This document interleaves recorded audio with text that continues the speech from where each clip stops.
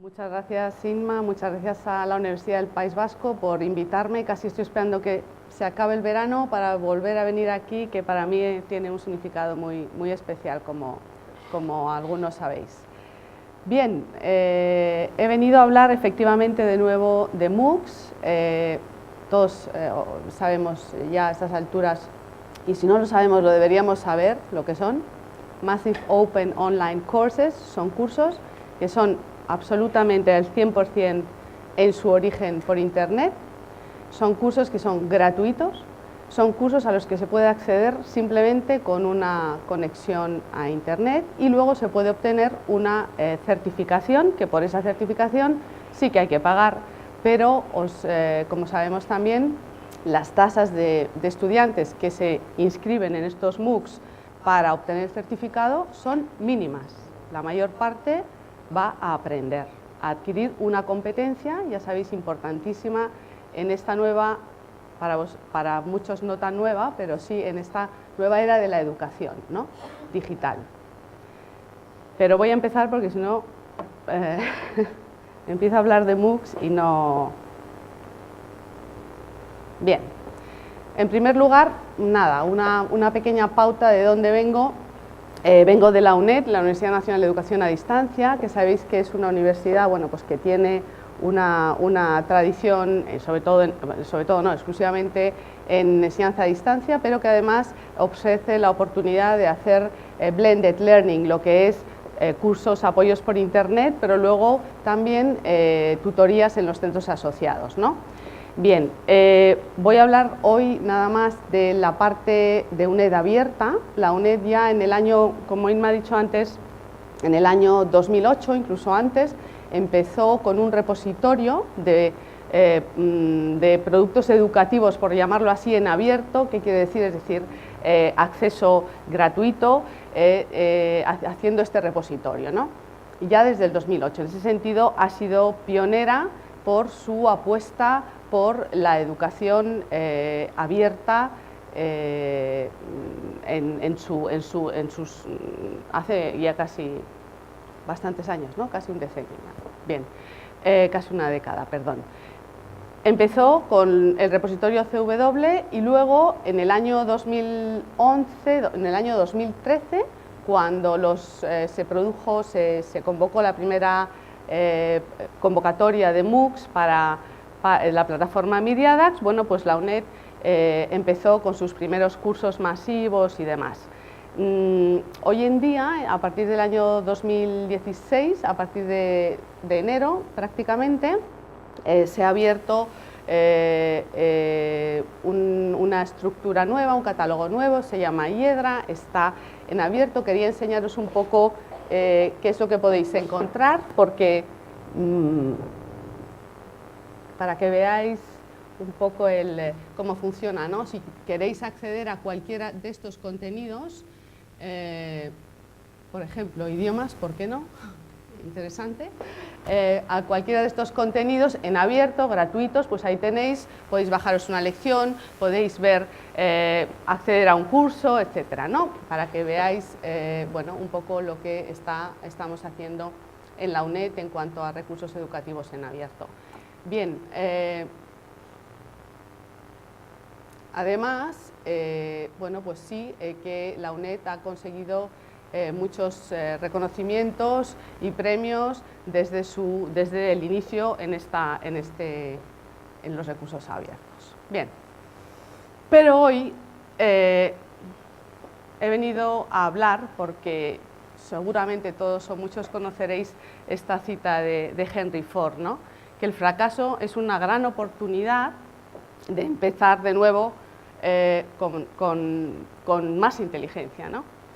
Y lo que es cierto también es que si el que fracasa es otro, pues mucho mejor, ¿no? Aprendemos de su fracaso, tomamos nota e intentamos evitarlo, ¿no? Yo he aprendido muchísimo de los fracasos en MOOCs documentados, que todos los que estamos interesados y que investigamos en esto en Internet, ¿no? Fracasos que nos ayudan a repensar lo que hacemos nosotros. Bien, pues todos fracasamos, todos tropezamos, y bueno, he venido a contaros Es que no, creo que no le daba, ¿no? Pues sí que iba, ¿eh? Bueno, doy al ratón, da igual. Bueno, muy brevemente, para situarnos, vamos a hablar de los Big Data, que ya el profesor Conde, Miguel Ángel, de la Universidad de León, ayer hizo una charla estupenda y situó y dio en el clavo de todos los problemas y demás, pero sí que me gustaría centrarlo en los Big Data, lo que significan, muy brevemente con un vídeo de 1 minuto en educación, para que nos podamos hacer todos una idea rápidamente.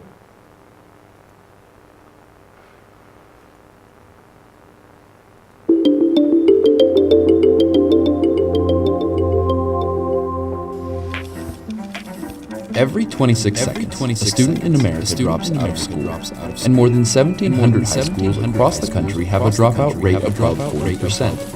The sad irony is that most estimates predict that there will be more than 120 million highly skilled jobs in the U.S. by 2020. But American students will be qualified to fill less than half of those positions. These numbers can only spell disaster. But what if teachers had a more sophisticated way to monitor student progress? Education technology companies are now using big data analytics to give teachers a new tool to ensure success. Imagine a 10th grader incorrectly fills in the bubble for 6 apples, reevaluates, and then changes his answer to 12 bananas. We can now track the student's odds of flubbing this kind of question in the future and identify the flawed logic that caused the moment of doubt. Dozens of startups are using personalized testing to create detailed profiles for individual students, gathering roughly 10 million data points for every child. Arizona State University recently implemented a data analytics system that increased passing rates by 10%, while cutting dropouts in half. These systems can also suggest exercises to make it easier for students to learn and hone new skills. Early adopters, like the Delaware Board of Education, reported an immediate 10% increase in both reading proficiency and math performance. And now, more than 10,000 schools have integrated data collection into the classroom, which will soon help us answer some of the big questions. Many teachers resisted technology for decades because it often amounted to more work with unknown results. But new systems can provide analysis in real time, and more than 87% of teachers surveyed today believe that analytics can be a powerful instruction tool in the classroom. Big data is no longer just a measuring system. It is allowing us to climb inside the minds of students to see not just what they learn, but how they learn best. Policymakers, teachers, and technology experts now agree that analytics are ready to tackle the problem. Will it be the catalyst that pushes American schools into the 21st century? Bien, lamento que no me ha dado tiempo a subtitular el vídeo. Espero que con las imágenes, a aquellos que no lo hayáis podido seguir bien, os hayáis hecho una idea de lo que quería sugerir, ¿no? ¿Y qué quiere sugerir o a qué quiero hacer hincapié aquí? Y es que, evidentemente, el gran problema, el grandísimo problema que tenemos en la educación es la tasa de abandono. La tasa de abandono que se produce en todos los países. Esto es un ejemplo de Estados Unidos y demás. Ayer viniendo a Bilbao en el autobús pensaba, realmente tenía que haber una especie de Erasmus para que los estudiantes que tienen, nuestros estudiantes, los que vivimos en el primer mundo, ¿no? Y tenemos esa posibilidad de asistir a clase, de formarnos, nos dan esta oportunidad y a veces hay fracasos justificados, pero la gran mayoría es por falta de motivación, ¿no? Entonces, quizás habría que, esto es una idea peregrina, pero os lo voy a contar, ¿por qué no? De hacer una especie de intercambio con países menos favorecidos donde los estudiantes no tienen esa oportunidad, ¿no? Y pensamos, por ejemplo, en países en vías de desarrollo, donde se levantan y se van a picar piedras, o donde se levantan y tienen que ayudar en casa, donde se levantan, ¿no? Que un intercambio y que vean la suerte que tienen de tener esta opción. Bien, es una idea peregrina, pero mientras a alguien se le ocurra una idea mejor, tenemos que intentar frenar ese desencanto, esa tasa de abandono con los recursos que tenemos. ¿Y cuáles son los recursos que tenemos o que parece que son la panacea y son como el maná que viene del cielo? Pues ahora mismo los Big Data. Ahora mismo los Big Data. Y vamos a ver si esto es un problema en la educación presencial. Fijaos el gran problema que supone esto para la enseñanza a distancia y de lo que he venido hoy a hablar, de la famosísima dropout rate, la tasa de abandono de los participantes de los Massive Open Online Courses o MOOCs. Esta es una gráfica de esta página que os quiero enseñar también.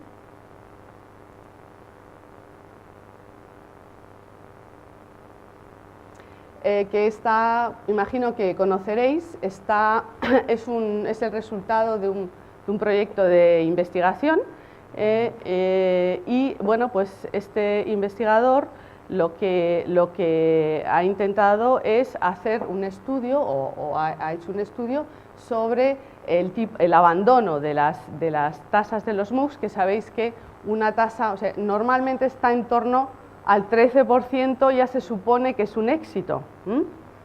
De todas maneras, lo que es cierto y que también cabría plantearse aquí y que muchos investigadores hacen y ya hay muchos estudios sobre eso, es por qué tenemos que medir con la misma métrica los abandonos de la enseñanza presencial reglada a los abandonos, supuestos abandonos de los MOOCs, porque si os habéis metido en alguno ya, y si no lo habéis hecho, desde luego lo tendréis que hacer antes de acostaros hoy, iros a alguna de plataforma, qué es un MOOC, qué puedo aprender, ¿no?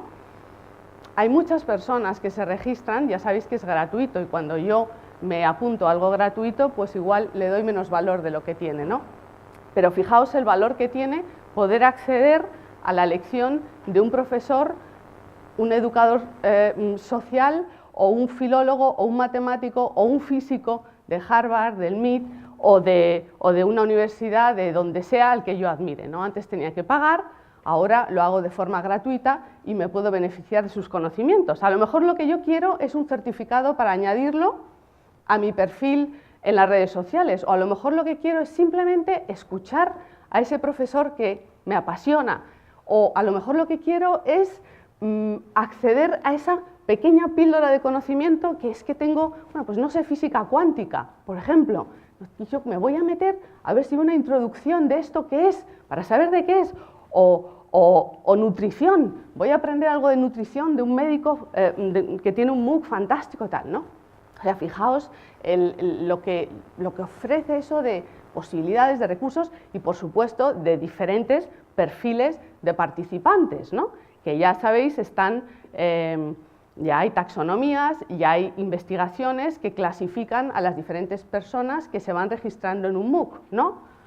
Y todo eso produce métricas diferentes para medir las tasas de abandono. Aún así, esto está todavía, bueno, estamos todavía en ello todos, ¿no? Estamos todavía en ello todos investigando, ver si se puede hacer una métrica común, etcétera, ¿no?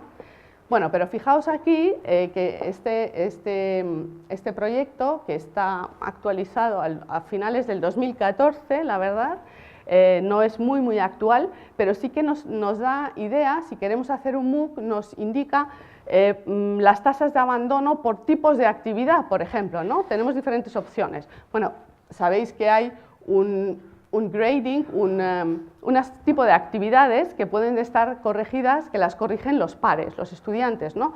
Les facilita el profesor, el equipo docente, una rúbrica, si ha hecho esto bien, si ha hecho esto mal, valórale. Entonces se valoran los compañeros, todo la plataforma lo da de forma automática y, bueno, pues resulta que los que tienen el peer grading, fijaos que las tasas estas son las tasas de finalización de MOOC, bueno, pues son bastante menores, ¿no? Etcétera, ¿no? Los que tienen solo peer grading, los que solamente tienen evaluación por pares, la tasa de finalización del MOOC es mínima, ¿no?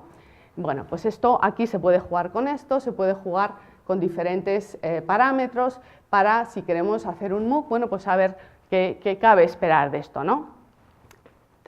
También cabría decir qué quiere decir éxito en un MOOC? De esto hemos hablado muchas veces también y lo seguimos hablando.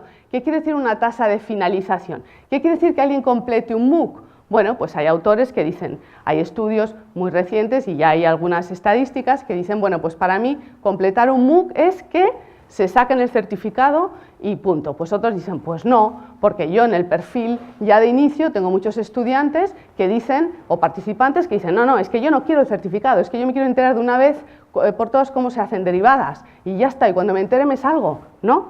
Entonces, bueno, pues no hay nada claro todavía, estamos todos, entre todos, intentando definir un poco este panorama, ¿no? Bueno, pues este es el gran problema. Lo que sí que es verdad es que lo que no cabe es decir, no, es que es otra cosa diferente, es que aquí cada uno... No, es un problema. El problema está ahí, porque si hay una tasa tan grande de personas que entran y salen y no vuelven a pasar por ahí, pues algo estarás haciendo mal también, ¿no? Bueno, ese es el problema. A ver. Bien. ¿Y cuál es la tentación, no? La gran tentación que tenemos ahora, todos los que trabajamos con MOOCs, es que los MOOCs, tú no puedes llegar a decir, yo voy a hacer un MOOC, me lo voy a montar en Moodle, no es tan fácil, ¿no? Son plataformas, son proveedores, plataformas que aparte de hacer toda la difusión necesaria para que el curso sea masivo, facilitan las herramientas para la inscripción, para la expedición de certificados, etcétera, etcétera. Ya veréis que, bueno, pues que hay diferentes, aquí en la UPV estáis con Midiadax, en la UNED hemos pasado por diferentes fases y os lo contaré, pero bueno, esta es la gran tentación, porque claro, fijaos, tenemos miles de registros de cada uno de los participantes, dónde accede, cómo accede, cuántas horas accede, si pone un post en un hilo de un blog, de un foro, si añade un post en el blog, si inicia un hilo de conversación, si sigue un hilo de conversación. Todas esas interacciones que realizan los estudiantes, todas esas quedan registradas de forma automática en la plataforma. Bien, eso es lo que... He de deciros que soy filóloga, es decir, de tecnología sé lo que he aprendido por mi cuenta y porque siempre me ha encantado la tecnología, pero en principio esto es lo que nos venden a todos, ¿no? Esto es lo que, fenomenal, yo hago un MOOC y de aquí voy a sacar 7 artículos, van a hacer 7 tesis mis doctorandos, etcétera, etcétera, etcétera. Bueno, pues veréis que, como os decía antes, he venido a hablar de nuestro tropiezo. Lo que os decía, ¿no? Las plataformas ofrecen toda la información, en principio. Bien, Big Data, Big Questions, ¿no? Ayer os lo decía el profesor Conde de la Universidad de León también. ¿Qué son los Big Data? ¿Cómo tomar decisiones a partir de los Big Data? Bueno, pues para simplificarlo todo mucho, diríamos que nos permiten descubrir patrones ocultos, ¿no? Patrones ocultos, es decir, identificar correlaciones entre factores que nos permitan tomar decisiones más acertadas en el proceso de la formación de nuestros estudiantes, ¿no? Evitar fracasos quizás o impactos negativos de alguna actividad que hayamos propuesto con toda la información que generan esos datos. Es decir, y para mí lo fundamental, que lo que se supone que nos permiten los Big Data es pasar de un enfoque reactivo, es decir, han suspendido el 60%. ¿Qué hago aquí? ¿Qué he hecho? O el 60 no está tan mal, ¿no? O no sé. Bueno, depende. Bien, se han salido de mi MOOC 19.000. Bueno, pues, ¿qué hago? En la próxima edición voy a cambiar eso. Pero nos permite pasar de ese enfoque reactivo, de reaccionar ante la adversidad, a un enfoque proactivo. Proactivo, es decir, situarnos por delante de la curva, ¿no? Voy a reaccionar mientras está teniendo el proceso está teniendo lugar, ¿no? Eso para mí es la clave de los Big Data. Bien. Podemos preguntarlo de otra forma, ¿no? Como se preguntaría una filóloga, por ejemplo. Pero bueno, ¿y cómo se ha generado toda esta información? ¿No? ¿Cómo la recupero? Porque vale, eso está ahí, pero yo esto luego, ¿cómo me lo como? ¿Qué hago con todo esto? ¿No? ¿Y cómo lo administro? Ya lo tengo en mi ordenador, como decía el profesor Conde ayer, que claro, el profesor Conde es informático, lo tiene un poquito más fácil. Y cuando lo tengo, ¿qué hago con todo esto? Vale, ¿y ahora qué? ¿No? O sea, no es tan fácil. Yo pensaba que era un poquito más fácil antes de meterme en ello. También os traigo este pantallazo que me ha parecido. Este pantallazo pertenece a un curso. Esto está adaptado de un curso que hay un MOOC que hay en una universidad australiana, y han diseñado el Big Data Wheel, la gran rueda de los Big Data, ¿no? Entonces, no sé si leéis bien, fijaos, pasa por, a ver si funciona el láser. Ah, sí, ya. Pasa por el inicio, o sea, lo que sería la rueda de los Big Data, de la captura de toda la información, pasando por pues el almacenamiento, el análisis, finalmente pues la toma de decisiones en función de ese análisis que hemos obtenido, y para acabar con una evaluación de los resultados, ¿no? Esto siempre es un proceso cíclico. Según la función y la evaluación de sus resultados, yo vuelvo a tomar mis decisiones, vuelvo a analizar, etcétera, etcétera, ¿no? Creo que está muy gráficamente aquí representado. Bueno, hasta aquí un poco el panorama, lo que son los Big Data, lo que pueden servir, lo que nos pueden funcionar en educación, y sobre todo en educación abierta y masiva, ¿no? O las promesas. Y ahora vamos a hablar de nuestra experiencia. La profesora Elena Martín Moje, la doctora de la UNED, también me ha permitido poner su nombre porque habíamos comprometido un artículo. Ya sabéis que tenemos que entregar artículos con plazos muy justos, que luego pasan años hasta que se publica a veces, pero los plazos para entregar son. Entonces teníamos un plazo que entregar, una investigación que hacer, y estaba enmarcado en este proyecto, ¿no? Creo que os hablé, no sé si conocéis el proyecto ECO, estáis a tiempo todavía los que os interese este tema. El proyecto ECO es un proyecto que está financiado por la Comunidad Europea, y es un proyecto en el que estamos más de 24 o 25 partners entre empresas diferentes, como os podría citar muchas, Telefónica, etcétera, importantes tecnológicas, universidades como europeas, como la Sorbona, como el Politécnico de Milán, en fin, es un proyecto bastante potente en principio de partners y con muchos recursos, ¿no? Os voy a poner este vídeo, nada, cortísimo, para que veáis muy rápidamente lo que es este proyecto, ¿no?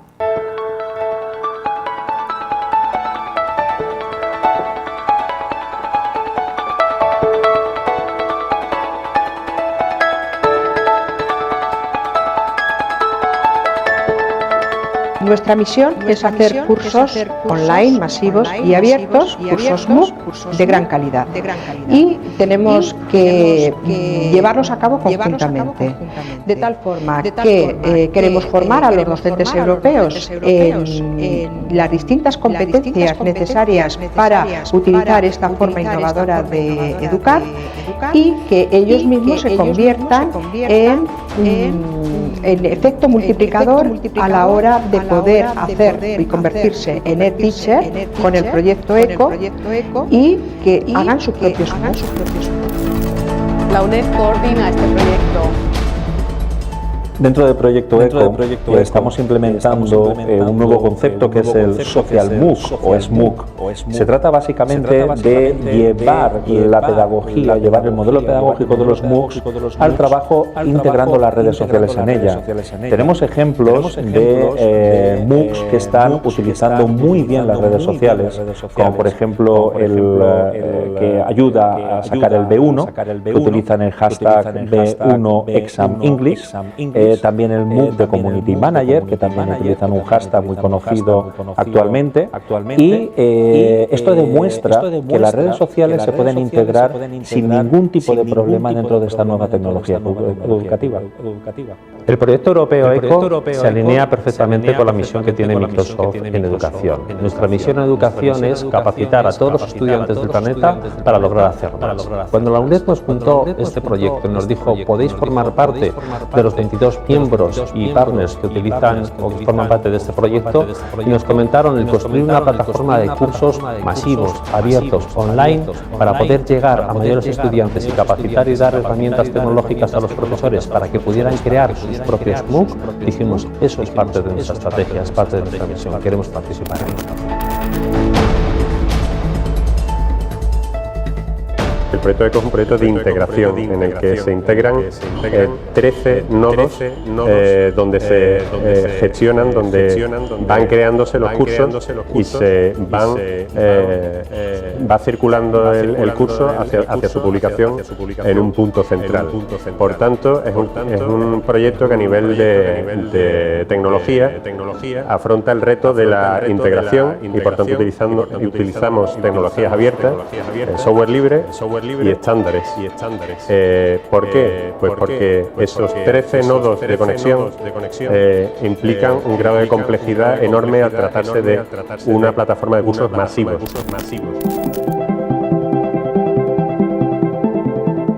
Viqueronova, que es el Centro Europeo de Empresas e Innovación de Málaga, llevamos prácticamente 25 años ayudando a crear y consolidar empresas innovadoras. Entonces, bueno, pues nuestro papel será fundamentalmente ver qué modelo de negocio tendrá una vez concluido el proyecto europeo e intentar que se mantenga el espíritu del proyecto inicial, fundamentalmente que sea un modelo sostenible y que no se mercantilice los MOOCs dentro de lo que cabe. Desde que empezamos a trabajar con ECO, la Universidad de Zaragoza se ha preocupado especialmente por el empoderamiento de los alumnos. Empoderamiento es una palabra que seguramente no nos es muy familiar, pero básicamente se refiere a cuando una persona o una comunidad de personas se convierten en agentes activos, con iniciativa, eficaces, capaces y en definitiva con poder sobre algo. Esto traducido a la educación lo que significa es que los estudiantes o las comunidades de estudiantes tienen poder, son dueños de su proceso de aprendizaje. Como directoras del curso How to Succeed in the English B1 Level Exam o Cómo superar el examen de inglés nivel B1 con éxito, estamos inmensamente satisfechas de la acogida que ha tenido. Hemos llegado ya a los 8.000 participantes y esperamos que en las próximas semanas sigan aumentando.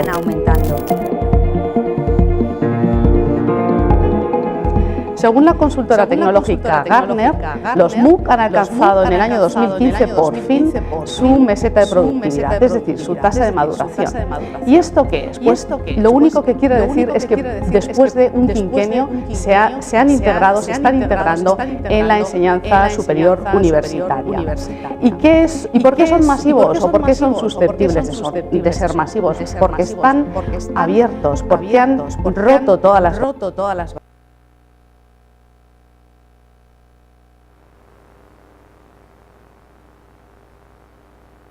Y bueno, como veis es bastante impactante, ¿no? Los socios tecnológicos, y ahora os voy a contar un poquito también, ¿no? Bien.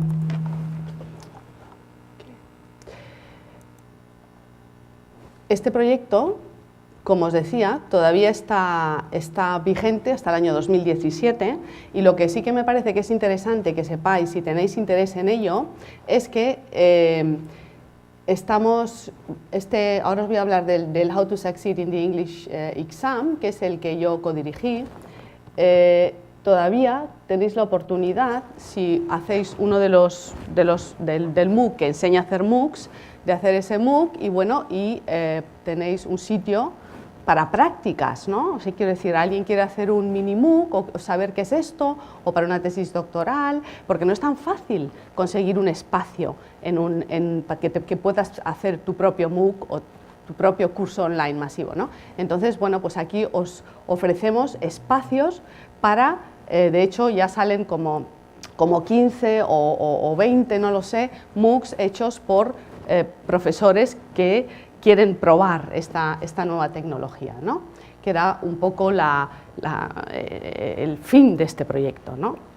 Bien, os voy a hablar ya concretamente de a qué investigación es la que no pudimos entregar a tiempo, o sí entregamos a tiempo porque lo hicimos de otra manera, y por eso el título es los Big Data, pero no solo, ¿no? Hay que tener siempre un plan B también cuando se trabaja con Big Data. Fijaos, este es un curso, How to Succeed in English B1 Level Exam, que está dirigido a todos aquellos estudiantes hispanohablantes, personas hispanohablantes que quieran sacarse el examen B1 de inglés, ¿no? El equivalente al First Certificate, por ejemplo, ¿no?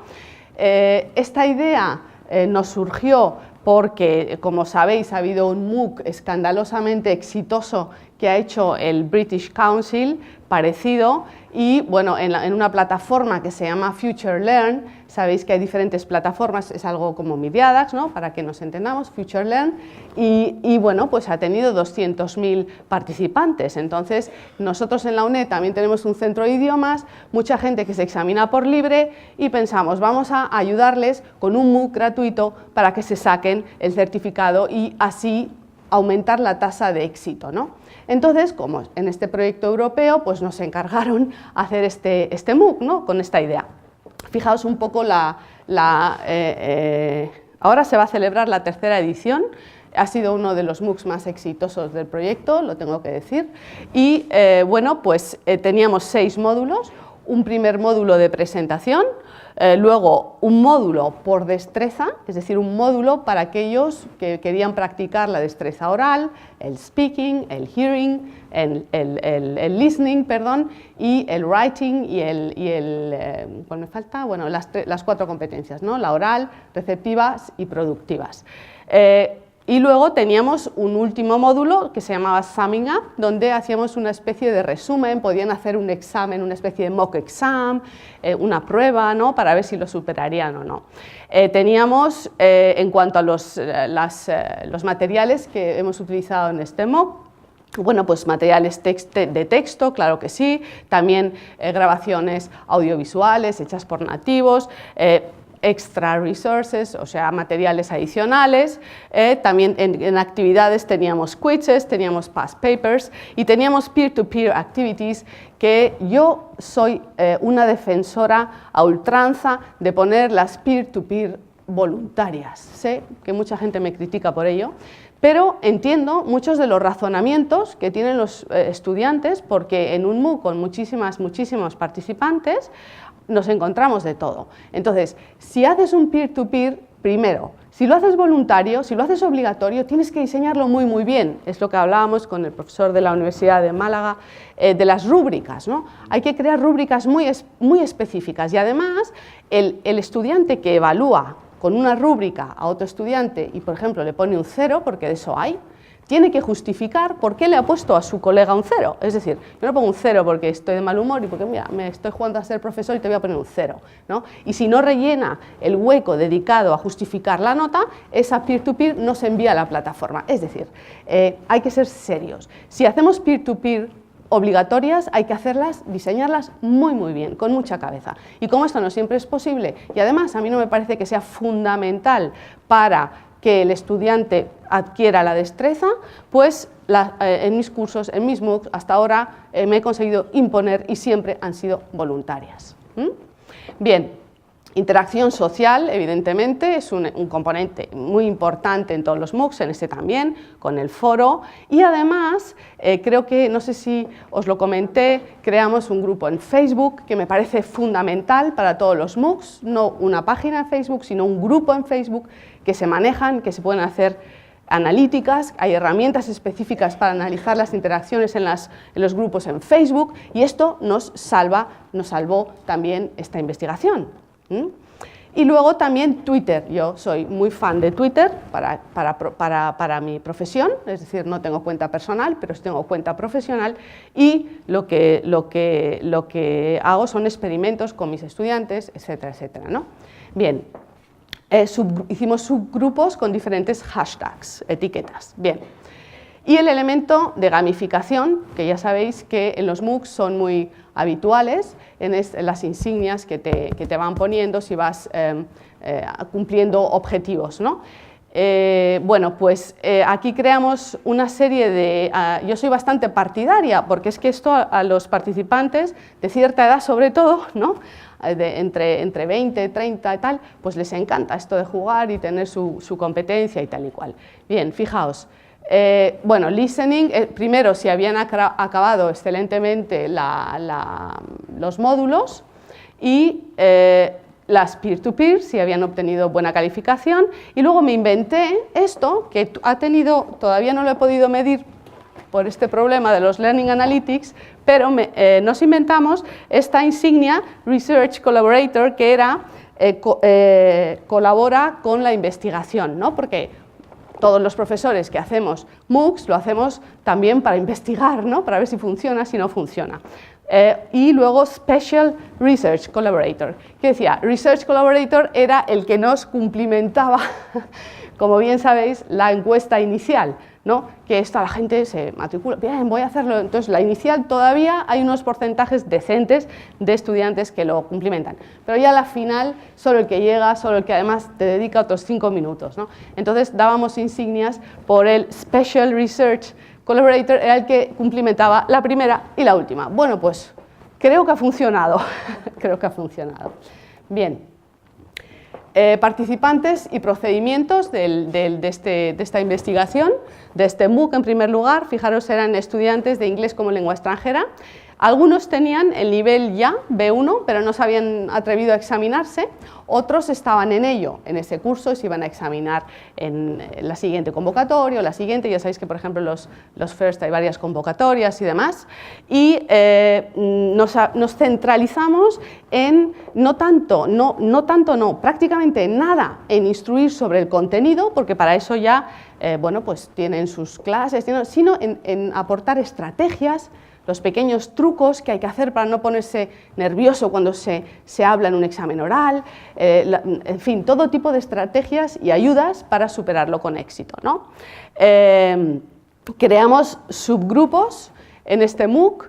La plataforma con la que trabajamos es Open, bueno, en este proyecto europeo, cada universidad o cada equipo de investigación que ha aportado un MOOC ha podido elegir o se le ha ofrecido una plataforma. Nosotros hemos trabajado con OpenMOOC. En principio yo no tenía problema porque OpenMOOC es con lo que hemos trabajado en UNED hasta hace poco, hasta el año 2015-16. Entonces, bueno, pues si es OpenMOOC, es Open. Bueno, creamos subgrupos y se generan automáticamente. Aquí no podíamos hacer otra cosa, a mí me hubiera gustado subgrupos más pequeños, pero ahora os contaré el problema. Pero nada, se generaron grupos de 500, ¿no? Bueno, y entonces nuestra investigación iba por ver los tipos de interacción con el equipo docente y los resultados según la interacción. Entonces creamos un Pamper Group, que sabéis lo que es un poco los mimados, ¿no? Quiere decir un poco como el grupo mimado. El grupo mimado, bueno, nuestra presencia era bastante evidente. Sabéis que en los MOOCs los profesores que han diseñado el contenido, bueno, hay facilitadores, hay otras figuras, pero lo que es el profesor, el generador del material, no suele pasarse mucho por ahí, porque no es su cometido, ¿no? Bueno, pues ahí estábamos presentes, cada día pinchábamos con algún mensaje, cada día estimulábamos al trabajo y poníamos nuevos topics para la discusión, no solamente en el curso, sino sobre todo en el grupo en Facebook, ¿no? También, cada 2-3 días, ¿no? O sea, estábamos continuamente pinchando, estimulando. Este sería el grupo mimado. Luego, el grupo que llamamos monitorizado, que, bueno, pues ahí estábamos de vez en cuando, mandábamos mensajes también cada 2-3 días, pero nosotras no introducíamos nuevos hilos de discusión, no metíamos nuevos topics, ¿no? Eso les dejábamos a su aire. Sí que contestábamos preguntas, sí que había un problema, estábamos ahí, 2-3 mensajitos, tal cual, pero no nuevos topics, ¿no? Y luego, finalmente, el self-managed, el grupo autoadministrado, por así decirlo, que filólogas me perdonen, low, es decir, la presencia del facilitador muy poco evidente, ¿no? Y solamente interveníamos para solucionar problemas, ¿no? Con la idea de ver cuál es el resultado de aprendizaje con estos 3 diferentes tipos de grupo, ¿no? Porque teníamos varios, porque al final pues hubo bastantes estudiantes. Fijaos, aquí para que veáis el grupo en Facebook, que fue, bueno, pues estuvo bastante bien, 767 personas se apuntaron al grupo en Facebook, que está bastante bien, interactuaban, mandábamos topics, etcétera, etcétera. Presencia en redes, como os digo, es muy importante bajo mi punto de vista. Aquí unos descriptores más del MOOC. Éramos dos, la profesora Elena Martín Monge, a la que habéis oído hablar en el vídeo de presentación, y yo misma.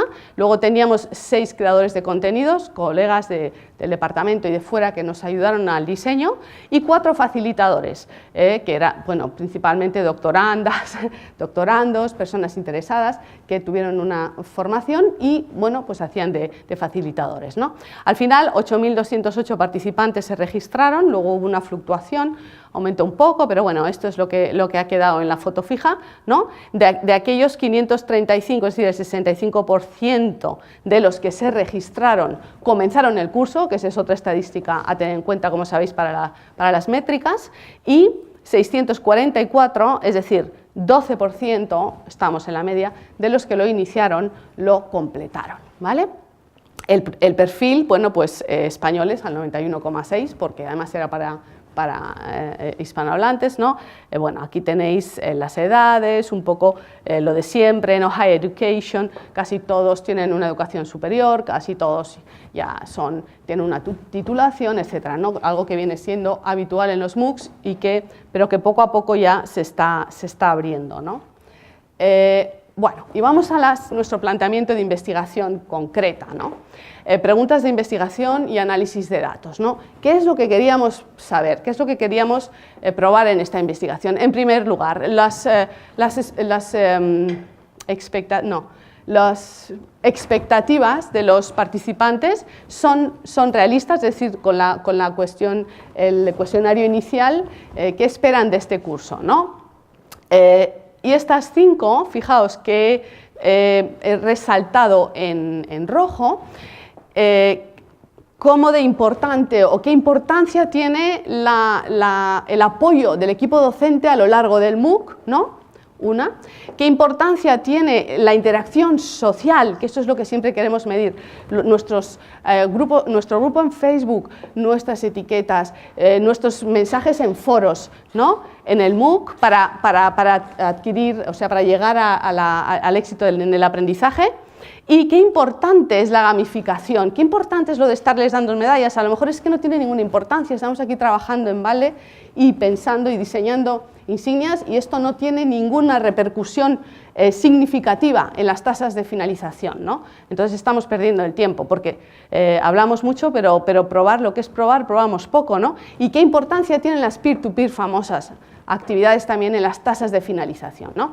Fijaos, estos 5 y finalmente, bueno, can a MOOC such as this encourage, bueno, y que si finalmente el MOOC le anima a los estudiantes a presentarse a ese examen al que tanto temen, ¿no? ¿Ha servido para ello o no? Bien, pues fijaos, la metodología de nuestra investigación, en primer lugar, nuestra gran esperanza y nuestra gran ilusión es que los Learning Analytics de los Big Data que se habían generado en nuestro MOOC nos sirvieran para contestar a la pregunta 2, 3, 4 y 5 realmente, ¿no? Si habéis escuchado y si no lo habéis escuchado, no sé si estas conferencias luego estarán colgadas, os aconsejo que leáis, o sea, que veáis también la conferencia del profesor Miguel Ángel Conde, porque lo explicó estupendamente con esas gráficas de nodos que se juntan, que se separan los grupos. Eso era lo que yo quería, lo que nosotras queríamos para este curso, ¿no? Bien, bueno, y menos mal que teníamos nuestro grupito en Facebook con nuestras analíticas particulares y caseras, y menos mal que teníamos lo de siempre, nuestros cuestionarios iniciales también y finales para medir el grado de aceptación de nuestro MOOC. ¿Qué hora es? ¿5 minutos? Uy, pues voy a correr muchísimo.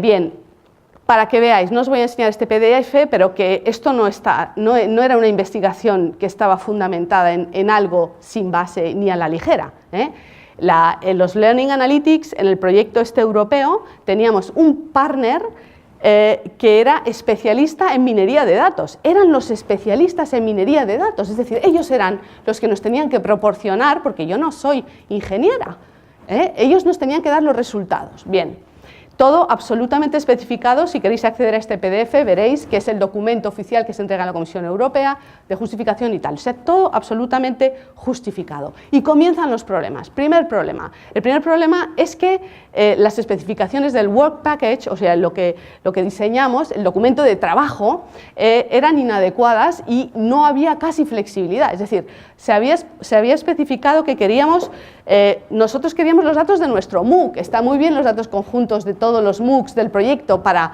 el proyecto, pero es que nosotras queríamos los datos de nuestro MOOC y eso era imposible de conseguir. Nos costó pelearnos con el partner, ni os cuento. Dificultad por hacer a lo primario. Está muy bien que nos pongan en flash todo muy bonito, con muchos colores los resultados, pero es que yo lo que quiero medir no es lo que tú me estás dando. Dame los datos en una hoja de cálculo para que yo pueda hacerme mi propio montaje si no me estás dando lo que yo quiero, ¿no? Algo tan evidente, pero lo peor, pérdida de datos.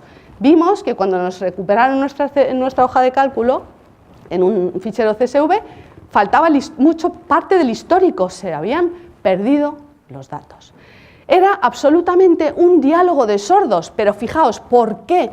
Porque el partner encargado de la minería de datos no tenía acceso a nuestro MOOC, porque el partner encargado de la plataforma de MOOCs no se fiaba de que un agente externo se metiera en las tripas, por así llamarlo, de la plataforma y se cargara algo, vamos a hablar en plata, ¿no? Entonces, nosotros decíamos, no, es que queremos esto, pero ¿esto qué es? Pues es que no lo puedes ver, no puedo entrar, entonces explícamelo, pero imaginaos, tremendo, o sea, es que esto es un hecho, una anécdota, más que una anécdota, pero un problema real que acabamos de vivir. Entonces, los Learning Analytics están muy bien, pero hay que tenerlo todo muy, muy clarito, muy, muy fijado. Y cuando finalmente tenemos, bueno, para que veáis la información prometida, ¿no?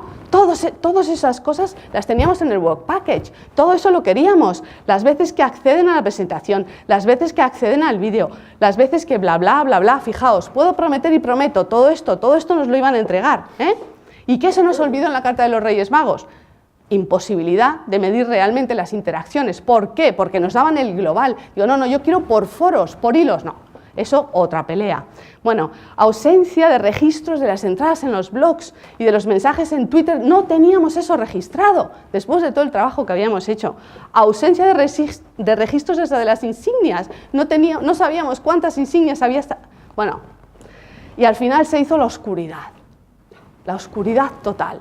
Porque conseguimos una hoja finalmente todos nuestros datos con 8.000 registros en un fichero CSV, pero, atención, los registros, claro, el partner de Learning Analytics tenía guardada toda la información como objetos de aprendizaje con códigos alfanuméricos que no se correspondían con los nombres de los usuarios.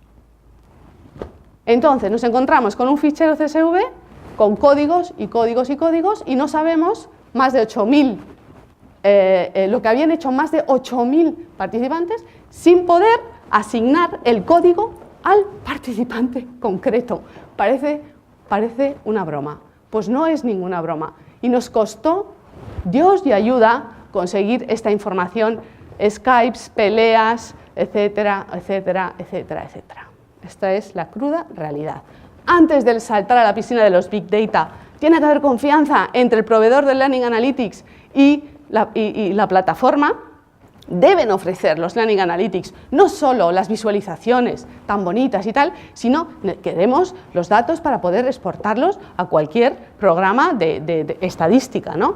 El tracking del progreso debe incluir todo esto, la tasa de definición no solo del MOOC, sino por módulo, sino por tarea, por tipo de tarea, Identificación de los diferentes grupos de participantes, un minuto, y el análisis real de las interacciones en los foros, ¿no? Porque no nos vale lo cuantitativo, no nos vale que en un foro, sí, ha habido 120 mensajes, digo, pero vamos a ver, ¿son 120 mensajes, yo aquí digo lo mío, o son 120 mensajes que realmente producen interacción, enlazan, sacan consecuencias, o cada uno suelta su mensajito? Porque en una de las asignaturas del máster lo vemos que no, sí, yo tengo que poner 2 mensajes, 1 y 2, ya está, y ni siquiera se leen lo que han puesto los demás. Eso no es interacción en foros, eso no vale para nada, ¿no? Y acabo, lo ideal, simbiosis perfecta entre el MOOC y la infraestructura de los Learning Analytics. Antes de poneros a trabajar, que tengáis esto muy claro.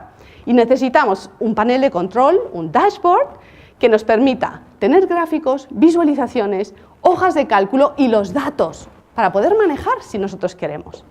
No dejéis de leer, que también he venido a vender mi libro, una publicación que está a punto de salir, que se llama, Innovación, soy de lenguas extranjeras y aquí sí que es de lenguas, New Mobile, Open and Social Models. Tenía que haber salido hace mucho esta publicación, pero está a punto y tenemos un artículo de personas que están de esta universidad que se llama Research on MOOCs, Trends and Methodologies. Esto está a punto, he tenido el placer de coordinar este volumen y por fin va a ver la luz.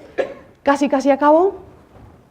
No acabo porque quiero invitaros dentro del grupo acaban de crearse en la UNED unos grupos de innovación docente a modo de los grupos de investigación, que yo creo que es una buena iniciativa, se llaman HIT, identificados, aprobados en Consejo de Gobierno y demás, y se van a sacar proyectos con financiación, para hacer innovación docente, ¿no? Y tengo el placer de coordinar uno de estos grupos que se aprobó hace muy poco y bueno, pues en una de las primeras iniciativas, la profesora Elena Martín Monge y yo, hemos abierto un grupo en LinkedIn. A mí me gustan mucho los grupos en LinkedIn, funcionan muy bien porque unen universidad y empresa muchísimo. Y en este grupo en LinkedIn lo hemos llamado Language MOOCs. Bueno, os invito a participar porque hay personas, por ejemplo, de la plataforma Miriadax, para ver qué se cuece. Se aprende de las iniciativas de los demás. Está en principio en inglés, pero hoy os voy a enseñar solamente lo último. Os voy a enseñar... Esto no. Os voy a enseñar la última entrada, ¿no?, que he puesto hoy mismo sobre este congreso, donde, no sé si sabéis cómo funcionan estos grupos. Se pueden administrar, ha cambiado muchísimo la gestión de los grupos en LinkedIn, se pueden administrar, se pueden dar permisos, perfiles aceptar, miembros no, se pueden moderar, o sea, está bastante bien y tiene la ventaja de que unen, pues lo que os decía, universidad y personas, del mundo tecnológico, empresarial, que a veces no tienen acceso a lo que se cuece en el mundo académico. Entonces me ha parecido una buena idea abrir este grupo. Estáis todos invitados, mandáis la invitación y os acepto y encantada de que interactuéis de verdad, no como en los foros a los que hacía alusión antes. Y ya está, yo creo que no venía a contaros nada más. No, la referencia y ya está, es que ricasco.